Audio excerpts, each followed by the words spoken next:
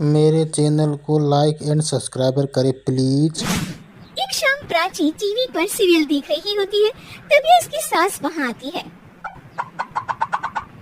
अरे सीरियल में तो ऐसे मग्न है जैसे आज रात का खाना पड़ोसी आकर बनाएंगे। मुझे पता ही नहीं था आपने अपने बेटे की शादी पड़ोस में भी की हुई है। मतलब मतलब इस घर में सारा काम बहू ही करती है, आप तो सिर्फ खर्राटे मारती है। अच्छा जी, फिलहाल तो तुम आराम फरमा रही हो, चलो जाओ, ये मेरे टीवी देखने का समय है। इसलिए मुझे भगाया जा रहा है। सॉरी, अब तो बिल्कुल नहीं जाऊंगी। प्राची की इस बात पर दोनों सास बहू के बीच टीवी रिमोट के पीछे बच्चों जैसे छीना झपटी शुरू हो जाती है, जिसके बीच श्लोक भी काम से घर वापस आ जाता है। आज मेरी चूहे बिल्ली की जोड़ी किस बात पर झगड़ रही है? अरे तेरे बीवी मुझे टीवी ही नहीं देखने दे रही। अरे तुम्हारी मम्मी मुझे खाना बनाने के लिए फोर्स कर रही है। अरे वाह, ऐसे बेतुके रीजन पर तो बच्चे भी झगड़ा नहीं करते। अरे मुझे कुछ मत बोल, सब इसने ही शुरू किया है। हाँ, जिसे आपके बहुत दूध की धुली है ना। अरे बस, दोनों चुप। प्राची जाओ, खाने की तैयारी करो। और माँ तुम छोड़ो, तुम्हें क्या बोलूं, शांति से अपना सीरियल देखो, मुझे दोबारा लड़ने की आवाज सुनाई नहीं देनी चाहिए। ऐसा बोलकर श्लोक वहाँ से चला जाता है, जिसके पीछे पीछे प्राची भी कुछ न कुछ बड़बड़ाती हुए रसोई में चली जाती है। हाँ, सासू जी को तो कुछ बोलेंगे ही नहीं, बस मुझ पर ही हुक्म चलता है, खाना बनाओ, जैसे मैं इनके घर में खाना बनाने के लिए आई हूँ। इसी तरह शाम बीतती है और रात को श्लोक और प्राची की सास खाना खाकर सोने चले जाते हैं, लेकिन प्राची गुस्से में कुछ खाए बिना काम में ही लगी रहती है।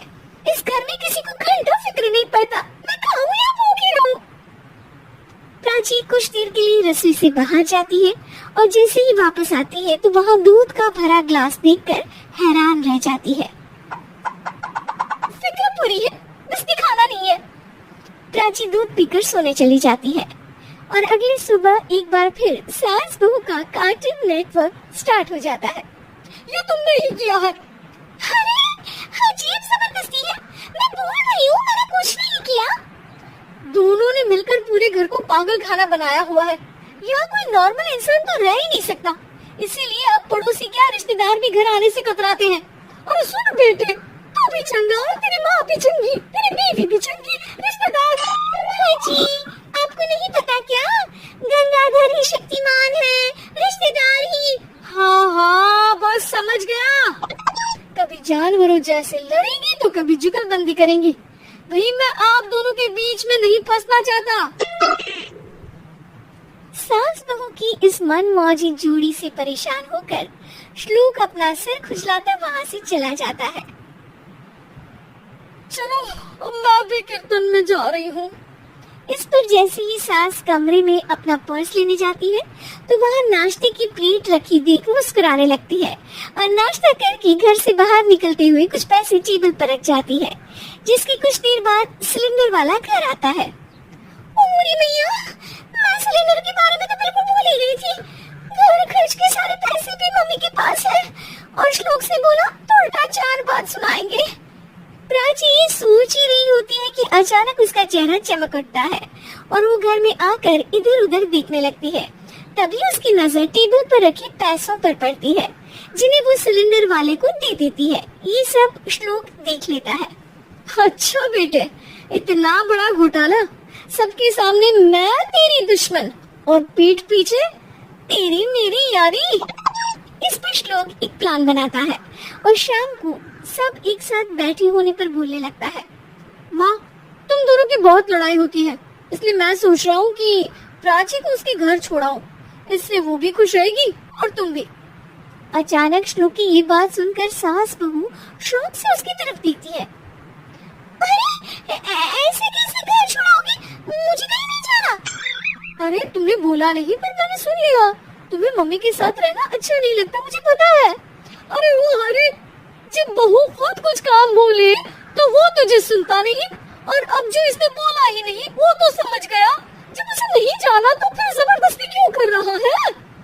अच्छा, फिर आपको मौसी के घर घर छुड़ाता हूँ। बस अब आप दोनों एक घर में एक छत के नीचे नहीं रह सकती। मैं इस टॉम एंड जेरी की जोड़ी को और नहीं झेल सकता। है? ऐसे कैसे नहीं रह सकती? तुम्हें इतनी दिक्कत है तो तुम्हारा बोरिया बिस्तर पैक कर देती हूँ, लेकिन मम्मी जी कहीं नहीं जाएंगी। बिल्कुल यही सुनना था मुझे। अगर दोनों में इतना ही प्यार है फिर हर वक्त ये लड़ाई का नाटक क्यों करते हो? देखा मैंने कैसे माँ किचन में दूध रखती है और तुम उनके लिए कमरे में नाश्ता रखती हो, और कैसे वो पहले ही तुम्हारी दिक्कत समझ घर घर में पैसे रखकर बाहर जाती है। अरे भाई इतना ड्रामा तो डेली सूप में भी नहीं होता जितना तुम दोनों ने इस घर में फैलाया हुआ है। तू हमें टॉम एंड जेरी बोलता है ना, तो याद कर वो दोनों भी एक दूसरे को बाहर वालों की बुरी नजर से बचाने के लिए हमेशा सबके सामने लड़ते थे, लेकिन अकेले में दिक्कत के समय मदद भी तो करते थे। बस हमारा रिश्ता भी कुछ ऐसा ही है। और वैसे भी अगर सास बहू में तू मैं नहीं होती तो दुनिया वालों को कहानियां कैसे मिलेंगी?